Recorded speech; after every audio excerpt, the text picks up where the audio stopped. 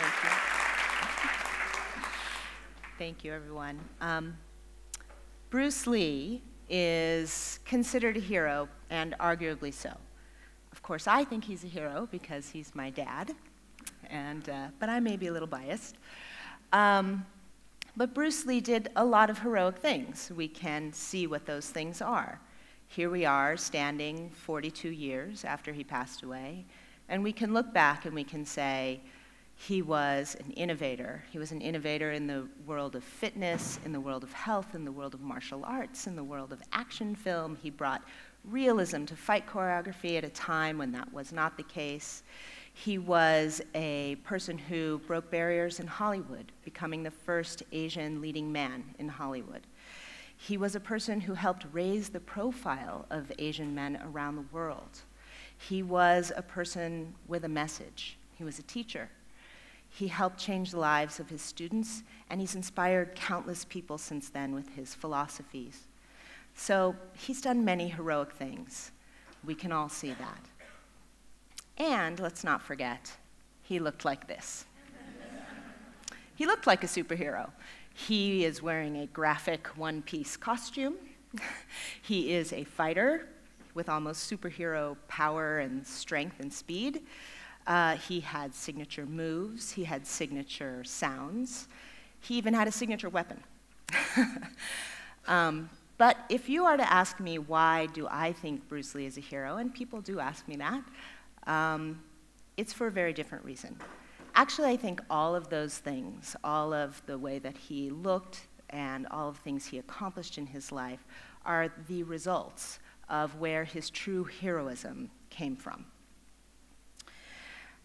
So when I think about what makes Bruce Lee a hero, I think about his own words.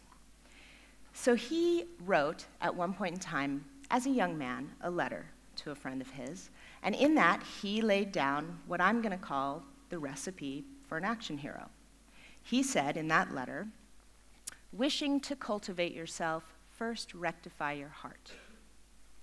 Wishing to rectify your heart, seek to be sincere in your thoughts. Wishing to be sincere in your thoughts, first extend to the utmost of your knowledge. This lies in the investigation of things. Then, discard all thoughts of reward, all hopes of praise and fears of blame, all awareness of one's bodily self, and let your spirit out as it will.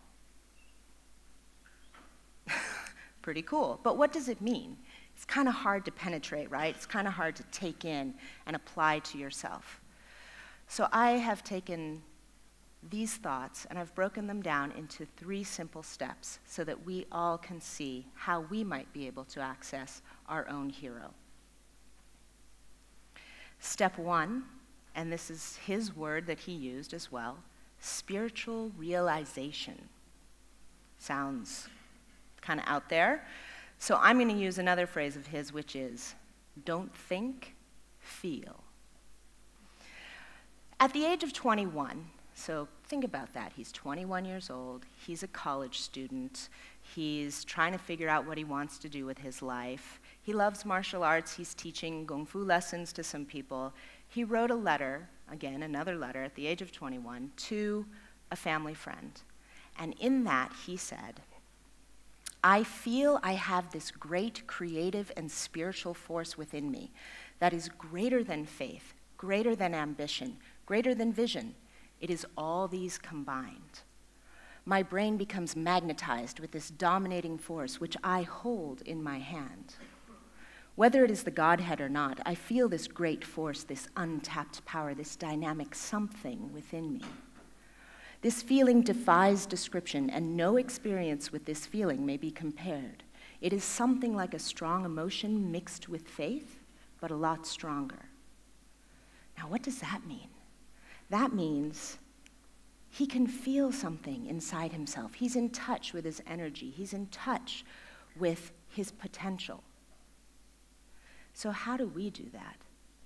We can look inside and we can get in touch with that place that is our will to live. We can get in touch with that part of us that gets excited about something. that part of us that dreams, that part of us that loves. And we can feel inside of us that energy. And we can feel that we have a dynamic something as well, an untapped power. When I was a kid, I used to sit in my bathtub, and I used to practice my Academy Awards acceptance speech. Now, I don't have an Academy Award yet, but why was I doing that? What was I doing? I was reaching inside, and I was tapping into my creativity, the fact that I might have something to contribute, that I might in some way be special. And that's all step one is. Just feel inside yourself, get in touch with your heart. Step two, personal effort. Yes, unfortunately, there's effort involved. And as my father would say, all types of knowledge ultimately mean self-knowledge. So remember, he said, first rectify your heart. That was step one. Then he said, be sincere in your thoughts and extend to the utmost of your knowledge. So where do we place our personal effort? He also said, man's mind and behavior are one. Your inner thoughts and outer expression cannot contradict each other. Now, we all know how hard that is, right? How many times have you said yes when you really wanted to say no?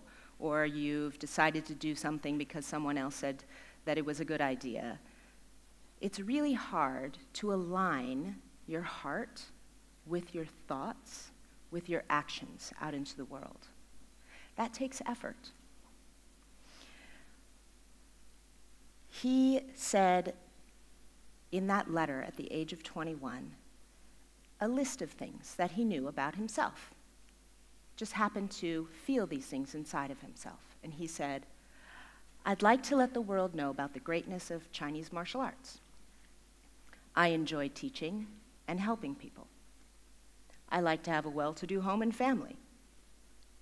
I'd like to originate something. Now here he is at 21. He doesn't know how he's going to do this, but he just knows he wants to. He just knows that that's where he should start putting his personal effort. That's the type of knowledge he should start to gain.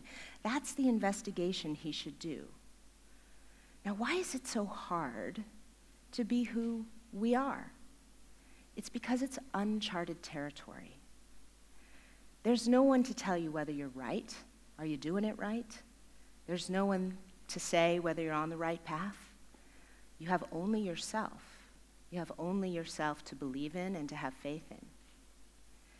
But it is where you put your personal effort in alignment with your heart that is the next step. So check in with your heart, make your own list, and see where you should start to put your effort. Step number 3. Now, step number 3 to me is actually the most important step. It's really where the heroism comes in. And that is harmony. As my father said, under the sky, under the heavens, there's but one family.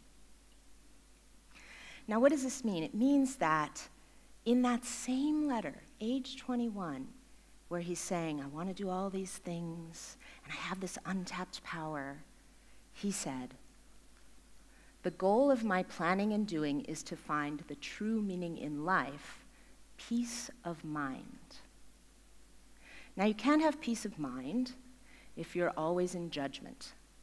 You can't have peace of mind if you're going around telling everybody else they're doing it wrong. He said also, you have only to perform your own mission in life without any thoughts of aggressiveness or competition. Follow the will of nature and coordinate your will and your mind to become one with nature. Now, it's easy to think of nature as the earth, as the sky, as the water, the trees, the animals. That's nature. But let us not forget that man is also a huge and integral part of nature. And so, to be able to operate, the hero operates by making a positive impact. The hero engages in this voluntarily because it comes from their heart. The hero causes change for a greater good. So you don't have to worry about what everybody else is doing. Just be in harmony with man, with nature, and with the world. It's all one system. So I like to change that last part of his recipe to discard all thoughts of reward, all hopes of praise, and fears of blame. All awareness of one's bodily self as separate from the ecosystem, and let your hero out as it will. As I was doing research on giving this talk, I looked up the word hero and I said, what images come up when I see the word hero? And this one image came up, and I thought, yes, this is the quintessential hero image, right? Superman pulling back his shirt and revealing his identity. And I thought, yes, that's exactly it. That is exactly what we should be doing. It's like this. We're opening our hearts. And we're acting from that place. So to me, a hero is one who beams his or her heart out into the world and acts from a place of beautiful sincerity and connected harmony. Or as my father said in his own words, when I look around, I always learn something, and that is to be always yourself and to express yourself, to have faith in yourself. Do not go out and look for a successful personality and duplicate him. Like they always copy mannerisms, but they never start from the very root of his being, and that is, how can I be me?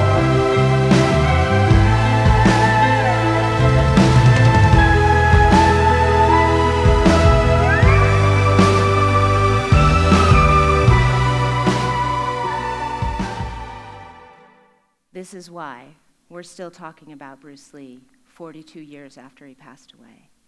This is why there will never be another Bruce Lee, because he started from the very root of his being and he asked, how can I be me? And he operated from that place of his heart and what he wanted to create out in the world. And he gave it to us. He expressed that out into the world. We've seen so many people on this stage today who are doing exactly that. They're being heroes. They are operating out in the world through what they care about, through what they're passionate about, and they're looking to make an impact. So I say, this is what we all can do. This is how we too can touch into our own hearts and express out into the world and be uniquely that dominating power which we all hold in our own hand. Thank you.